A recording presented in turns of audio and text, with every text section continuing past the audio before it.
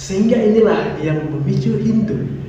Dan tahu Hindu, istri Abu Sufyan yang notabene adalah anak dari Uqbah bin Rabi'ah menjadi dendam terhadap Hamzah. Assalamualaikum geng, terima kasih buat kalian yang telah memilih video ini. Jadi geng, di video kali ini kita akan membahas sebuah sejarah Islam yang sangat berlegenda sampai dengan saat ini geng, yaitu adalah sebuah perang pertama dalam sejarah Islam di bawah kepemimpinan Rasulullah SAW.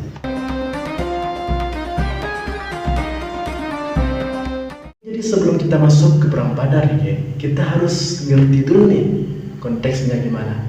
Peristiwa ini terjadi pada tahun 2 Hijriah, tepatnya pada tanggal 17 Ramadan sekitar bulan Maret atau April tahun 624 Masehi. Sementara musuh dalam peperangan Badar adalah kaum Quraisy Mekah yang saat itu masih sangat menentang Islam. Dendam itu semakin menjadi-jadi setelah kaum muslimin Mekah hijrah ke Madinah. Salah satu alasan mereka hijrah karena pada saat itu kaum muslimin sering banget diintimidasi oleh Quraisy yang menolak ajaran Islam kala itu geng. Nah, karena masih dendam, bahkan setelah kaum muslimin hijrah pun mereka tetap nggak bisa menerima keberadaan Islam. Jadi kafir Quraisy ini geng sering ganggu dan ngeblokir perniagaan kaum muslimin. Nah, disinilah perang Badar mulai muncul geng. Ahli sejarah mengatakan kalau ada satu momen yang memicu perang ini geng. Jadi waktu itu ada kafilah dagang besar milik Quraisy yang dipimpin oleh Abu Sufyan. Ya, Abu Sufyan. Seperti yang kita tahu geng, bahwa bangsa Arab kala itu memang sangat sering melakukan perdagangan antar daerah.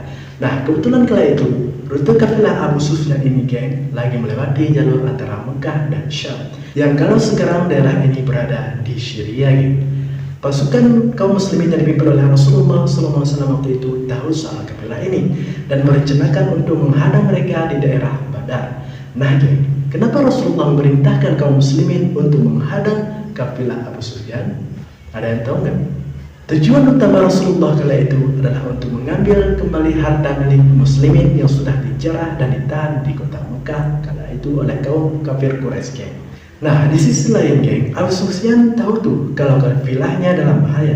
Jadi dia langsung mengutus seseorang dari kafilahnya yang sangat mahir dalam memainkan kata-kata untuk mengirim pesan ke Mekah buat minta bantuan.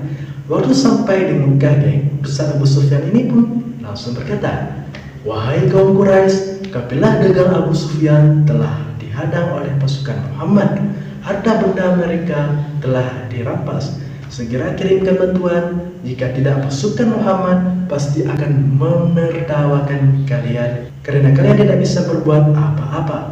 Dengar kabar ini, kaum Quraisy terutama Abu Jahal sebagai pimpinan kaum Quraisy kala itu langsung panas geng mendengar berita ini. Dia langsung meresponnya dengan mengirim sekitar 1000 pasukan buat menjaga kafilah tersebut. Termasuk dia sendiri nih geng juga ikut dalam peperangan tersebut. Sementara itu, di sisi lain, pasukan muslimin cuma ada sekitar 313 orang aja geng. Kebayang gak kalian? Jumlahnya jauh lebih sedikit melawan pasukan yang jumlahnya lebih dari 3 kali lipat. Tapi atas izin Allah geng, tidak ada rasa takut ataupun gentar sedikit pun di benak pasukan muslimin kala itu. Mereka berangkat dengan semangat juang yang luar biasa geng.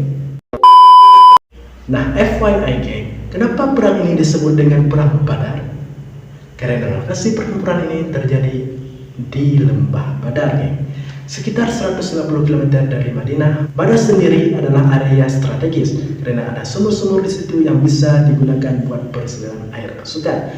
Nah, Nabi Muhammad SAW dan pasukannya nyampe duluan tuh geng dan berhasil menguasai sumber air di sana. Jadi akhirnya pasukan Quraisy agak kesulitan nih geng. Soalnya mereka kan tidak akan mempunyai persediaan air yang cukup untuk pasukan mereka tentunya dong. Sebenarnya nih geng, waktu kaum Quraisy sudah hampir sampai di lembah Badar, mereka kedatangan utusan lagi tuh geng dari Abu Sufyan. Utusan ini bilang kalau kafilah dagang Abu Sufyan telah selamat dari pasukan muslimin. Jadi Abu Sufyan menyarankan agar Abu Jahal beserta pasukannya untuk kembali saja ke Mekah. Namun Abu Jahal menolak nih geng. Dia tetap bersikukuh untuk melanjutkan perjalanan dan menyerang pasukan muslimin.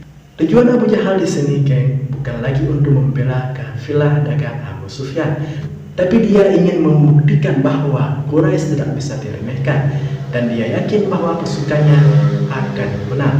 Dan jika kemenangan berpihak pada mereka, maka secara otomatis pasukan muslimin tidak akan berani lagi menghadang kafilah-kafilah dagang mereka yang melewati tempat itu. Jadi begitu tujuan dari si Abu Jahal ini, geng. Akhirnya lanjutlah pasukan Abu Jahal ke lembah Badar, geng. Setelah kedua pasukan sampai di titik perang pun tidak bisa dihindari. Perang ini dimulai pada pagi harinya, tanggal 17 Ramadan, pada saat dua pasukan sudah siap tempur di medan Badar. Di awal pertempurannya nih, geng, seperti kebiasaan perang Arab pada umumnya, duel satu lawan satu dulu nih. Tiga jagoan dari kaum Quraisy maju dan menentang pasukan dari kaum muslimin. Dan antaranya adalah Utbah bin Rabi'ah yang juga merupakan sosok pemimpin Quraisy dari kabilah Abdi Syam. Lalu ada saudaranya Utbah, yaitu Syaibah bin Rabi'ah, dan anaknya Utbah yaitu Al-Walid bin Utbah. Jadi satu keluarga ini, geng, yang melawan. Lalu nih, geng, di sisi kaum muslimin Rasulullah memerintahkan 3 orang juga langsung dari keluarganya, yaitu paman beliau sendiri Hamzah bin Abdul Muthalib, kemudian ada 2 sepupu beliau yaitu Ali bin Abi Thalib dan Ubaidah bin Al-Haris. Singkat cerita, duel ini berakhir dengan kemenangan untuk kaum muslimin, di mana ketiga jagoan Quraisy berhasil dikalahkan dan terbunuh dalam duel 1 lawan 1 itu, geng. Sehingga inilah yang memicu Hindu, dan Hindu istri Abu Sufyan yang notabene adalah anak dari Utbah bin Rabi'ah menjadi dendam terhadap Hamzah bin Abdul Muthalib. Kenapa? Karena ayahnya dan pamannya terbunuh di tangan Hamzah. FYI, geng, Hindu inilah yang nantinya memerintahkan Wahsy untuk membunuh Hamzah bin Abdul Muthalib. Bahkan Hindu juga memberikan harta bendanya untuk Wahsy agar dia membunuh Hamzah radhiyallahu anhu. Gimana, geng? Kalau kalian tertarik dengan kisah Sayyidina Hamzah, silahkan komen di bawah. Nanti kita akan membawakan kisahnya terpisah di video berikutnya.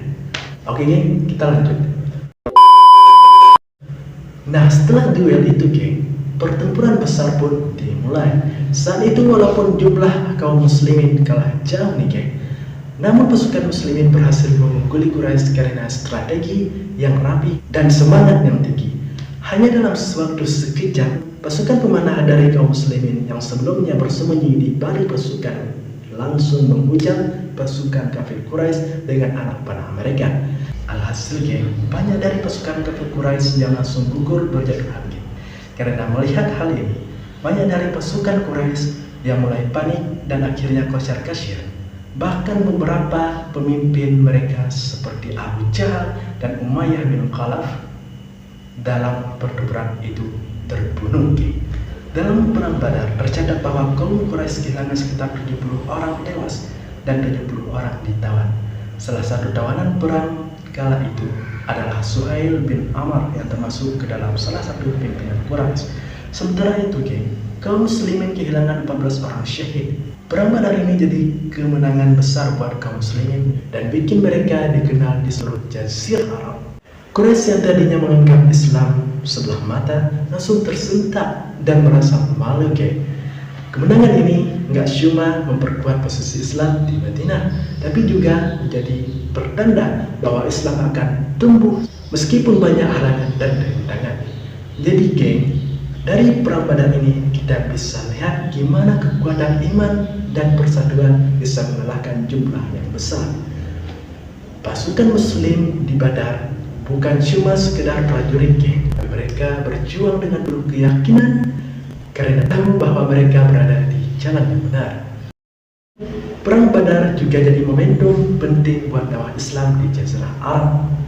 Bahkan sampai saat ini dikenal sebagai bukti nyata dari keberanian dan strategi Rasulullah SAW.